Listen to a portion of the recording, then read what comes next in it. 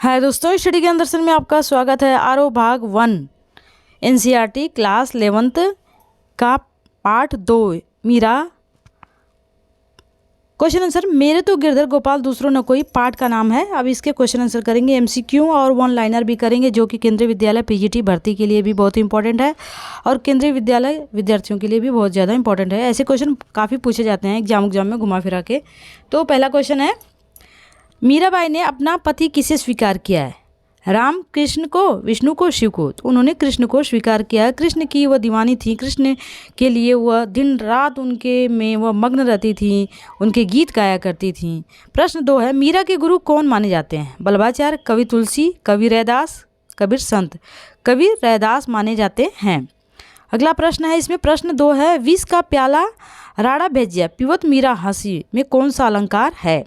इसमें रूपक है, दृष्टांत है, विरोधाभास है और इसमें अंत्यानुप्रास अलंकार है। तो इसमें विरोधाभास दिया गया है। मीरा कृष्ण की उपासना किस रूप में करती हैं? राधिका के रूप में, अधर्मी के रूप में, समर्पित पत्नी के रूप में? इनमें से कोई नहीं, समर्पिता पत्नी के रूप में वह करती हैं। प्रश्न 5 है, मीरा के श्री कृष्ण के प्रति अनन्य प्रेम को दर्शाता है? दूसरे से संबंध ना होना, कृष्ण को पति मानना, कृष्ण से अनुराग होना, न में इसमें कोई नहीं, इसमें से कोई नहीं। तो इसमें दिया है कृष्ण को वह पति रूप में मानती हैं।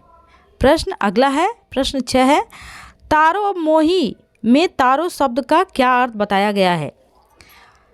तारे, तैरना, उद्धार करना? इनमें से कोई नहीं, उद्धार करना, कल्याण करना। जीवन के अंतिम दिनों में मीरा कहाँ चली गई थी? वृंदावन, द्वारिका, मेड़ता, मथुरा? तो वो द्वारिका चली गई थी कृष्ण के पास।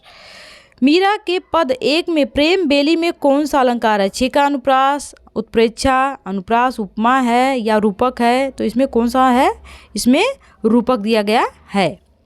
प्रश्न है, मीरा कृष्ण को क्या मानती थी? अपना आराध्य, अपना पति, फर्स्ट और सेकंड दोनों? तो इसमें वह अपना पति भी मानती थी, अपना आराध्य भी मानती थी।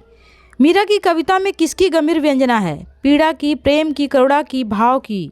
प्रेम की अभिव्यंजना है, प्रेम की अभिव्यंजना है।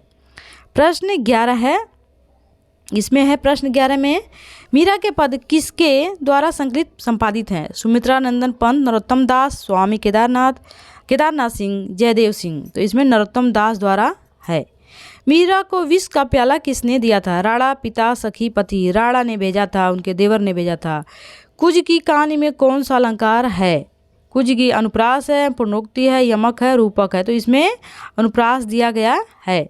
लोग मीरा को क्या कहते हैं? बावरी कहते हैं, सावरी कहते हैं, या फिर मीरा को कुलनासी कहते हैं या दासी कहते हैं? तो लोग बावरी कहते हैं, पगली कहते हैं।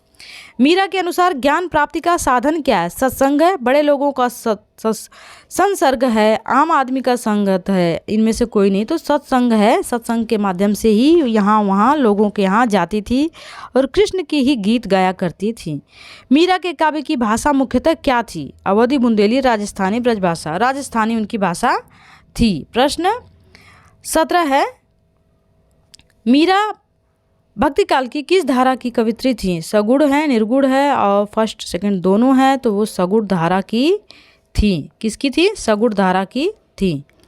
प्रश्न अन्य प्रश्न है, वन लाइनर क्वेश्चन है, जो कि एक एक लाइन के पूछे गए हैं। ये भी एग्जाम में बहुत ही इंपॉर्टेंट है, अक्सर पूछ दिए जाते हैं, इसलिए हमें पता होना चाहिए। प्रश्न अगला है, मीरा के पद कविता में प्रस्तुत दोनों पद किसके द्वारा संकलित और संपादित किए गए हैं? इसमें है नरोत्तम दास जी द्वारा दोनों पद संपादित किए गए हैं। प्रश्न अगला है, इसमें पाठ्य पुस्तिका में दिए गए मीरा के पद कहाँ से लिए गए हैं? मीरा मुक्तावली से लिए गए हैं। प्रश्न 3 है, मीरा के पद किस भाषा में रचित है? राजस्थानी भाषा में है। मीरा बाई किसकी अनन्य भक्त थी? वह कृष्ण की अनन्य भक्त थी। 5, इस पूरे संसार में मीरा जी अपना सिर्फ किसे मानती थी? सिर्फ गोपाल को, गिरधर को, कृष्ण को मानती थी। प्रश्न 6, गिरधर, गोपाल और मोर मुकुट में कौन सा अलंकार है? अनुप्रास अलंकार है। यहाँ पे भी ग की आवृत्ति 2 बार हुई है।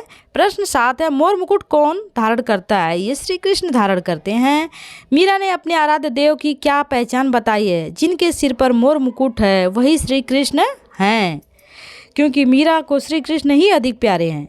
जाके सिर मोर मुकुट मेरो पति सोई, इस पंक्ति में मेरो पति का सही अर्थ क्या है? मेरे आराध्य देव या मेरा सर्वस्व कौन है? श्री कृष्ण हैं। मेरे आराध्य श्री कृष्ण हैं, इनके सिवा मेरा कोई नहीं है। मीरा जी भगवान श्री कृष्ण को क्या मानकर उनकी आराधना करती थीं? अपना आराध्य मानती थी उन्हें। छाड़ दई कुल की कहानी कहाँ करी के कोई पंक्ति में कहानी का शब्द क्या अर्थ है? इसमें मर्यादा को बताया गया है। कहाँ करी है कोई क्या आशय है? किसकी परवाह न करना। प्रश्न अगला है, कहाँ करी है में कौन सा अलंकार है? अनुप्रास अलंकार दिया गया है, इसमें अनुप्रास काफ़ी है।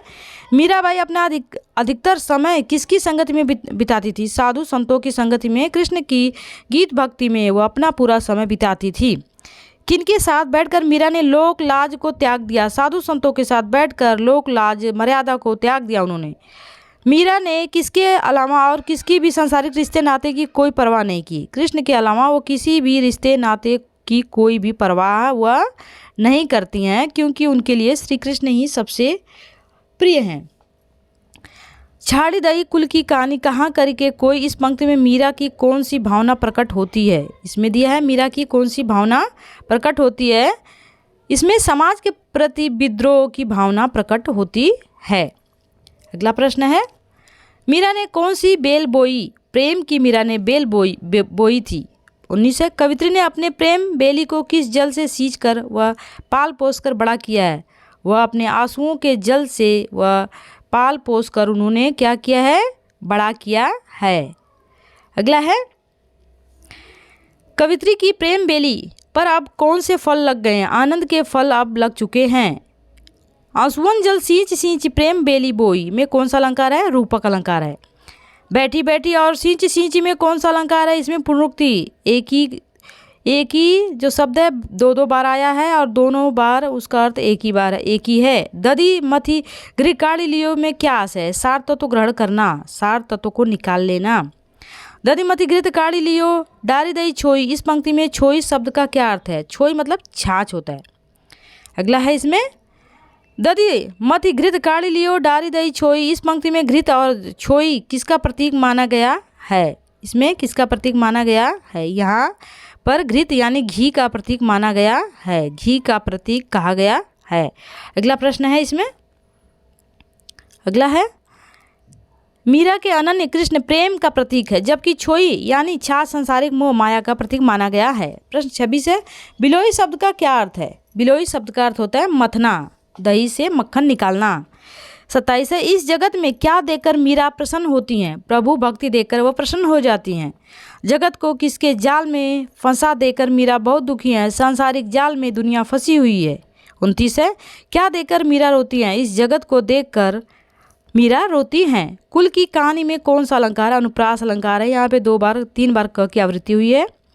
मीरा अपने पैरों में क्या बांध कर नाचने लगती हैं? घुंघरू, पग घुंघरू बांध मीरा नाची रही। 32 से, पग घुंघरू बांध मीरा नाची पंक्ति की विशेषता बताइए। यह पंक्ति दृश्य बिंब प्रधान है। दृश्य बिंब मतलब आंखों से दिखाई दे रहा है। 33 से, सांझ शब्द का क्या अर्थ है? सच्ची, पवित्र। मीरा ने क्या छोड़ दिया है? परिवार की लाज, कृष्ण के लिए उन्होंने सब कुछ त्याग दिया है। अपने कुटुंब के लोगों के लिए मीरा ने किस शब्द का प्रयोग किया है? न्यात का शब्द प्रयोग किया है। इसमें आगे है, अगला प्रश्न है, मीरा के कुल के लोग सगे संबंधी उन्हें क्या कहते थे? कुलनाशी कहते थे, कुल का नाश करने वाली कहते थे। कहे कुलनाशी में कौन सा अलंकार है? अनुप्रास अलंकार है। यहाँ पे भी रिपीट हुआ है क। मीरा ने श्री कृष्ण के सामने नाच गाकर किस चीज़ का व्यक्त किया है? अपने प्रेम को व्यक्त किया है, कृष्ण के प्रेम को व्यक्त किया है। मीरा का कृष्ण के सामने मगन होकर नाचना लोगों को कैसा लगता है? अनुचित लगता है, लोगों को पसंद नहीं आता है। 40 है, राणा ने मीराबाई के लिए क्या भेजा? विष का प्याला भेजा था उन्हें मारने के लिए, लेकिन कृष्ण की कृपा से विष का प्याला भी अमृत हो जाता है। जहाँ प्रभु हैं वहाँ कुछ नहीं हो सकता है, किसी का अहित नहीं हो सकता है। मीरा के लिए विष प्याला भेजने वाले राणा कौन थे? उनके देवर थे, उनके पति के भाई। मीरा अपने आप को किसकी दासी स्वीकार करती थी? श्री कृष्ण की वह दासी स्वीकार करती थी। मीरा किसके सामने नाचती थी? श्री कृष्ण की मूर्ति के सामने वह नाचती थी। लोग मीरा को क्या कहते थे? बावरी कहते थे, पगली कहते थे। विष पीते समय मीरा ने क्या हंसती रही? मीरा ने अपने प्रभु को किस नाम से पुकारा? गिरधर नाम से पुकारा है। मीरा के प्रभु कैसे हैं? अविनाशी हैं। मीरा के पदों में उनकी कौन सी भावना व्यक्त है? श्री कृष्ण के प्रति अथाह भक्ति है, अथाह प्रेम है, अथाह भक्ति की भावना भरी हुई है। ये मैं बहुत ही कम समय में आपको ज़्यादा से ज़्यादा क्वेश्चन करा दूंगी, क्योंकि आप पहले से पाठ पढ़े रहेंगे और आपको क्वेश्चन करने में बिल्कुल आसानी से जल्दी से आपको पूरा आंसर समझ में आ जाएगा। मीराबाई का जन्म 1498 में हुआ था और आपको मैं बताई थी 1398 में कबीरदास का हुआ था। मीराबाई की मृत्यु कब हुई? 1547 ईस्वी में हुई थी। मीरा जी की प्रसिद्ध रचनाओं के नाम है मीरा पदावली है, नरसिंह है, रो माहेरो, राग सोरठो, मीरा की मीरा की मल्हार राग है, गोविंद गीत है, गोविंद टीका आदि है। ये बहुत ही इंपॉर्टेंट इनकी सारी रचनाएं दी गई हैं। यहाँ पे सारी रचनाएं इनकी है, ये पूरा लाइन से। अगला है, मीरा जी किस धारा की कवित्री मानी जाती हैं? सगुण धारा की कवित्री हैं। मीरा किस काल की कवित्री मानी जाती हैं? भक्ति काल की कवित्री प्रसिद्ध कवित्री हैं। जीवन की किस अवस्था में मीरा के हृदय में श्री कृष्ण की भक्ति भावना ने जन्म लिया? बाल्यावस्था से ही श्री कृष्ण को, उनकी मूर्ति को लेकर, उन्हें अपना पति रूप समझकर उन्हें बचपन से ही बड़ा लगाव था, प्रेम था। मीरा जी की मृत्यु कैसे हुई? रणछोड़ दास जी के मंदिर में कृष्ण मूर्ति के समाहित हो गई थी। ऐसा कहा जाता है रणछोड़ के मंदिर में कृष्ण की मूर्ति में मीरा समा जाती हैं। 8 है, मीरा कहाँ की रहने वाली थी? राजस्थान की रहने वाली थी। ये बहुत ही इंपॉर्टेंट क्वेश्चन है, कुछ मीरा के ही संबंधित। मीरा किसके पद गाती थी? श्री कृष्ण के पद गाया करती थी। मीरा की कविताओं में हमें क्या देखने को मिलता है?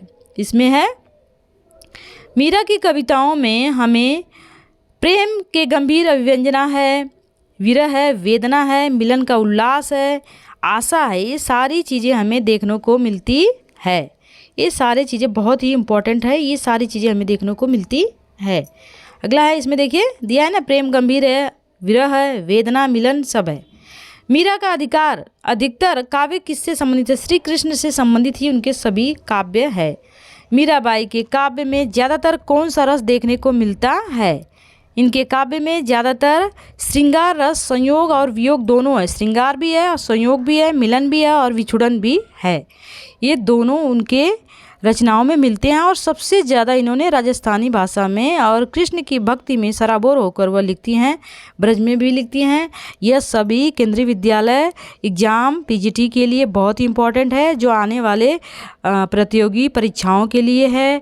यह अगर आपको वीडियो पसंद आए तो लाइक, शेयर, सब्सक्राइब कीजिए। Thank you for the watching.